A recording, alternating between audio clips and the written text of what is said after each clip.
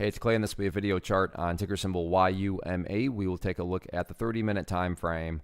Real quick, what do I mean by 30-minute in case maybe you're new to charts? Instead of each one of these candlesticks here representing 1 day's worth of price action, which is what you would normally see, each one represents 30 minutes. So while this here may look like several days worth of time, it's actually today's price action broken down into 30-minute time slices.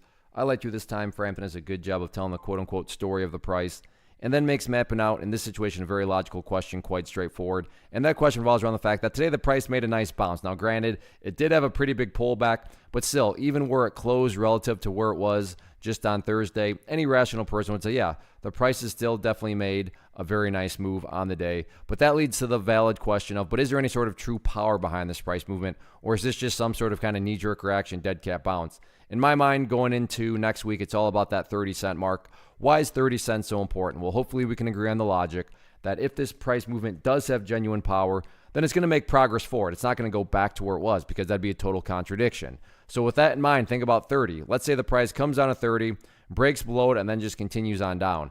At that point, from a very literal perspective, you would have the price right back inside of that range of the chart that the price just broke out from. And again, going back, not a sign of true strength or anything like that. Whereas let's say the price goes sideways. So pretty much history repeats itself, because it's already been down around 30 a couple times. So once again, it just holds steady and then eventually starts to work its way back upwards. What would you have in this situation from more of a big picture point of view? Well, you'd have a set of lows right here. You'd have these lows down there. If you envision each one of those as stair steps, well, hey, now you have stair steps making progress in the upwards direction. And again, that's the name of the game. That's what a truly strong move is going to do over time. It's going to make progress forward. And in this situation, I'm just defining and quantifying progress as 30 cents. What about levels of resistance if this thing can get itself turned around and start to head back up? Main area of sellers seems to be right up here at, let's see, what is that?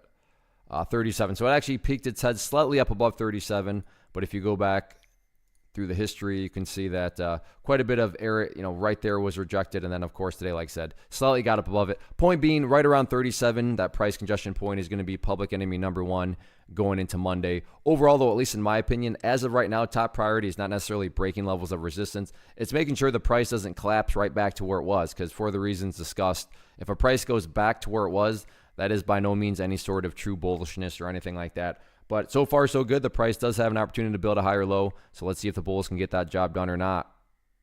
One of the biggest questions that I get is, hey, Clay, how do you find the stocks that you trade? So what I've done is put together a free resource guide where I talk about the tools that I use to locate stocks that I find interesting and think may have potential. So if that sounds like something that could add value to you as a trader, then click on the image that is up on the screen right now, and I will email you the guide. The guide itself is very short and to the point, and best part, it's completely free. Thanks for watching the video. Let me know if you have any questions.